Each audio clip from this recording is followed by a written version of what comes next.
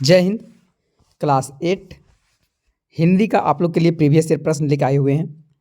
और previous year प्रश्न इसलिए कि आप लोग को पैटर्न जो है वो बोर्ड एग्ज़ाम का पैटर्न जो है 8 बोर्ड एग्ज़ाम का पैटर्न जो है वो आप लोग को पता चल जाए कि आखिर जैक बोर्ड आप लोग से किस तरह का प्रश्न जो है वो पिछले साल से पिछले साल पूछते पूछते आ रहा है।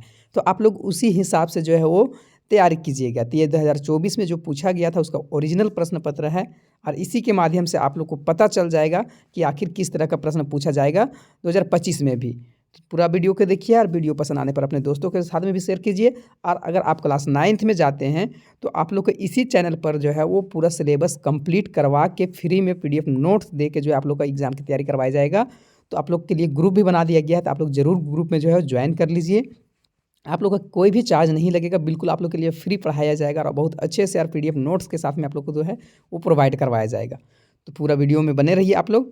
हम लोग आज देखेंगे हिंदी का जो है वो इम्पोर्टेंस जो है वो प्रीवियस ईयर क्वेश्चन। तो सबसे पहले तो पैसेज है आप लोग के लिए। तो पैसेज हम लोग देखेंगे कि मनुष्य एक सामाजिक प्राणी है, इसलिए वह एकता की कल्पना करता है। जी, मनुष्य के जीवन के लिए अनिवार्य है, परिवार को सुखी बनाने के लिए लोगों में एकता चाहिए और समाज को खुशहाल करने के लिए सभी जातियों को जो है वो संप्रदायों और वर्गों में एकता चाहिए और देश के आज़ाद बनाए रखने के लिए जो है बेहतर जो है देशवासियों में एकता होना चाहिए। और इस प्रकार से परिवार जो है वो समाज और देश को हर तरह से सुखी और भरा जो है वो पूरा पाता है। अब आगे हम लोग देखेंगे कि बनाए रखने के लिए जो है वो सभी लोगों में एकता आवश्यक है और एकता न होने पर जीवन का जो है वो सभी अंग जो है टूट टूट के बिखर जाता है। तो अब प्रश्न आता है कि मनुष्य जो है वो कैसा प्राणी है। तो मनुष्य जो है वो सामाजिक प्राणी है, तो सामाजिक हो जाएगा। नेक्स्ट प्रश्न है कि मनुष्य के जीवन के लिए क्या अनिवार्य है। तो मनुष्य के जीवन के लिए एकता बहुत ही ज़रूरी है, तो एकता हो जाएगा। उसी प्रकार है समाज को खुशहाल बनाने के लिए किन में एकता होनी चाहिए। तो जातियों भी में भी होना चाहिए, संप्रदायों में भी होना चाहिए, वर्गों में भी होना चाहिए। तो इनमें सभी में जो है वो एकता का भाव होना चाहिए। एकता ना होने पर किसके अंग टूटकर बिखर जाते हैं। तो एकता ना होने पर जो है वो जीवन के है ना, जीवन के जो है वो पूरा जो है अंग जो है वो टूटकर जो है वो बिखर जाते हैं। नेक्स्ट है कि प्रस्तुत गद्यांश का एक अच्छा सा जो है वो नाम देना है, शीर्षक देना है। तो एकता का महत्व, इसका बहुत अच्छा नाम हो जाएगा, तो एकता का महत्व हो जाएगा।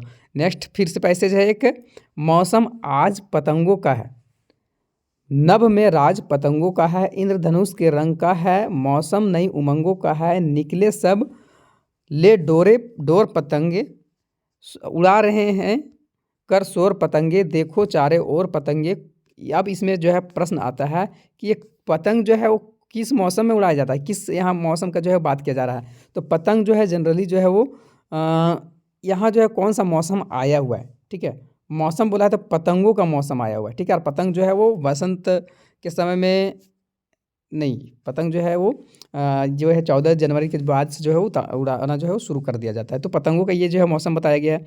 नेक्स्ट है कि आकाश में किन रंग के पतंग हैं। तो इंद्रधनुषी रंग का मतलब जो है लगभग बहुत तरह तरह रंग के हैं। तो पतंग पतंग का राज कहाँ है ना। पतंग का राज जो है वो नभ में है, क्योंकि धरती में तो पतंग नहीं रहता है। पतंग किस ओर है ना। पतंग जो है किस ओर है, तो चारों ओर है, न पूरब न पश्चिम न दक्षिण, चारों ओर। प्रस्तुत काव्यांश का उपयुक्त शीर्षक, इसका भी एक अच्छा सा नाम देना है। तो पतंगों का मौसम हो जाएगा। अब नेक्स्ट है कि पराजय शब्द का उपसर्ग क्या होगा। तो पराजय है ना, पराजय जय के ऊपर पहले क्या लगा हुआ है, परा लगा हुआ है, तो यहाँ परा जो है वो उपसर्ग हो जाएगा। और नेक्स्ट है कि इक प्रत्यय से बना शब्द है ना। इक, इक में मतलब देखिए इक लास्ट में इक होना चाहिए है ना। ऐतिहासिक, जैसे कि ऐतिहासिक इक है ना, इक आ रहा है तो ऐतिहासिक हो जाएगा। नेक्स्ट है कि उल्लेख शब्द का सही संधि विच्छेद करना है, तो उत जोड़ लेख उल्लेख हो जाएगा। आगे है कि माता पिता किस प्रकार का समाज है।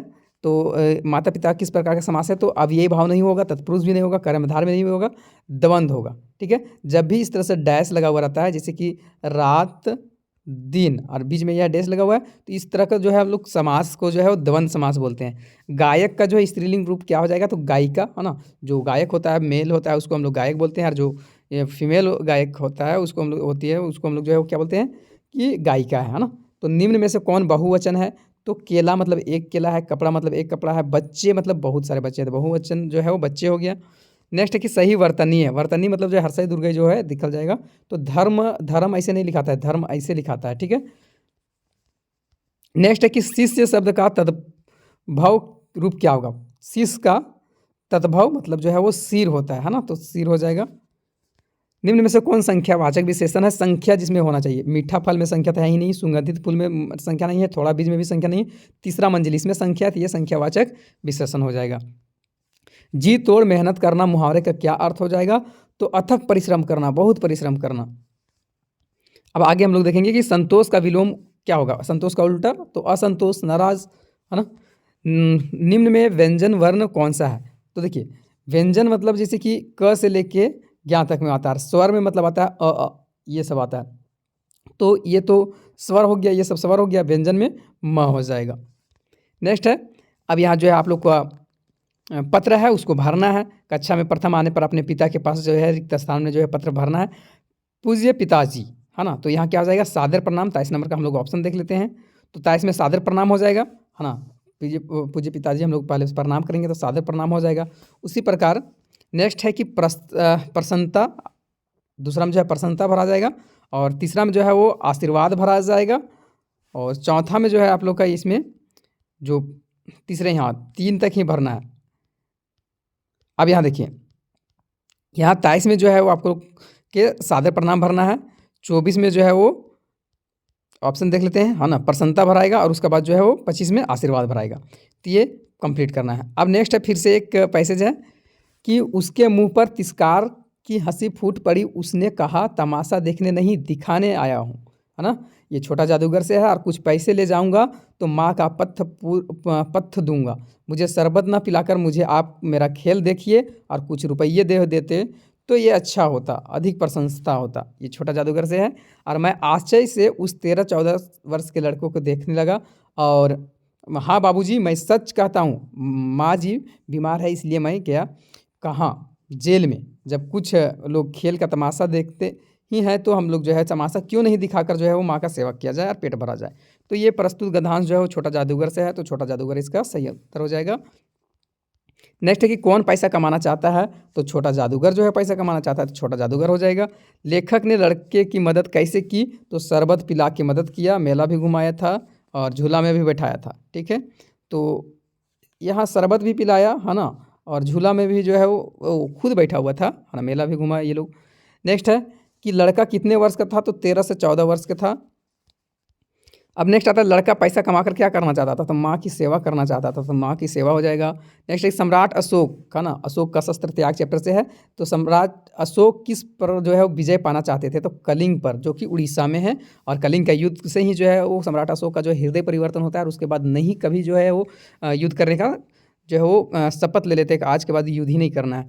नेक्स्ट है कि किस पाठ में दिव्यांग महिला का धैर्य, दृढ़ इच्छा शक्ति एवं सफलता के बारे में बताया गया है, तो अपराजितता, है ना। अब नेक्स्ट है कि हुंडरू जलप्रपात किस नदी के किनारे है, किस नदी पर है, जो स्वर्णरेखा नदी पर स्थित है। अब हमारे आचरण पर किसका गुप्त प्रभाव पड़ता है, तो संगति का, है ना, संगति चैप्टर से है। और मरांग कोमके का क्या अर्थ होता है, तो महान पुरुष होता है इसका अर्थ। अब नेक्स्ट है कि महाराजा छत्रसाल कहाँ के जो है वो राजा थे, तो बुंदेलखंड के राजा थे। अमरूद के पेड़ अंततः काट दिया जाता है, क्या वजह था, तो अंधविश्वास के कारण जो है अमरूद का पेड़ को काट दिया जाता है। अब विद्यालय में बाल संसद के सभी मंत्रियों के कार्य देख रेख करने का काम किस मंत्री का होता है, तो प्रधानमंत्री का काम होता है। आप लोग कभी स्कूल में जो है वो इस तरह से चुना जाता होगा। अब हम लोग एक यहाँ फिर से पैसेज देखेंगे। नेक्स्ट है कि चाह नहीं मैं सुरबाला के गहनों में गूथा जाऊं, चाह नहीं प्रेमी की माला में बिन प्यारी को ललचाऊं, चाह नहीं सम्राटों के सौ पर हे हरि डाला जाऊं, चाह नहीं देवों के सिर पर चढ़ूं, भाग्य पर इठलाऊं। अब इससे प्रश्न आता है कि प्रस्तुत काव्यांश जो है वो किस कविता से लिया गया है, तो पुष्प की अभिलाषा से लिया गया है, पहला ही चैप्टर है आप लोग का। नेक्स्ट है कि प्रस्तुत कविता के कवि जो है कौन है, तो माखनलाल चतुर्वेदी पुष्प की अभिलाषा कवि हैं। प्रेमिका को कौन ललचाना नहीं चाहता है, तो फूल जो है वो नहीं ललचाना चाहता है। नेक्स्ट है कि किसे जो है पुष्प किसके गहनों में गुथा नहीं जाना चाहता है, तो सुरबाला के गहनों में नहीं गुथा जाना चाहता है। नेक्स्ट है कि पुष्प किस पर इठलाना नहीं चाहता है? तो अपने भाग्य पर इठलाना नहीं चाहता है। और बूढ़ी औरत कितने वर्ष की हो गई थी? तो 75 वर्ष की हो गई थी। नेक्स्ट है कि गाँव के लोग बूढ़ी औरत के सामने हाथ जोड़ लेते थे, तो डर से, है ना? डाइन एक जो है ना, डाइन चैप्टर से है। नेक्स्ट है कि कानून की किसी भी किताब में किस चीज़ का ज़िक्र नहीं किया गया है? तो डाइन का ज़िक्र कहीं भी जो है कानून में नहीं किया गया है। और ये कानूनन अपराध भी है। और भारत के आग्रह करने पर श्री राम, हाँ सॉरी, ये भरत हो जाएगा, है ना? हाँ, भरत के आग्रह करने पर जो है वो श्री राम ने उन्हें क्या दिया? तो खड़ाव दे दिया। नेक्स्ट है कि श्री राम को अयोध्या लौटने से कौन-कौन से जो है वो लौटने के लिए मनाने के लिए गए थे। श्री राम जो है कि अयोध्या लौट जाए, इनके लिए जो है वो कौन-कौन जो है उनके यहाँ जाते हैं। तो भरत भाई जो है भरत गए थे, गुरु वशिष्ठ भी गए थे, राजा जनक भी गए थे, खुद पिता, और उसके बाद इनमें से सभी हो जाएगा। नेक्स्ट है कि विकास के नाम पर प्रकृति का दोहन का चित्रण किस कविता में हुआ है? तो बूढ़ी पृथ्वी का दुःख में। अब नेक्स्ट लास्ट प्रश्न है कि बूढ़ी पृथ्वी का जो है दुःख का क्या कारण था? तो पेड़ का कटना, नदियों का दूषित होना, पहाड़ों का विस्फोट, इनमें से सभी।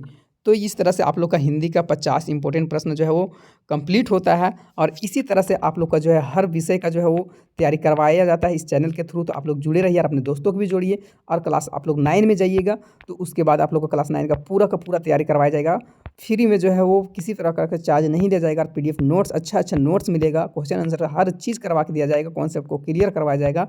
तो चैनल में खुद भी जुड़िए और अपने दोस्तों के भी जोड़िए। और इसमें जो है अब जो है आप लोग का जो है वो ऑफलाइन ही पैसा दे के पढ़ने की ज़रूरत नहीं है। ऑनलाइन आप लोग का बहुत अच्छा सुविधा है। तो आप लोग जो है चैनल के थ्रू भी जो है पढ़ सकते हैं। मिलेंगे हम लोग नेक्स्ट किसी इंपॉर्टेंट क्वेश्चन आंसर के साथ में। तब तक के लिए जय हिंद, जय भारत, जय झारखंड, जोहार झारखंड।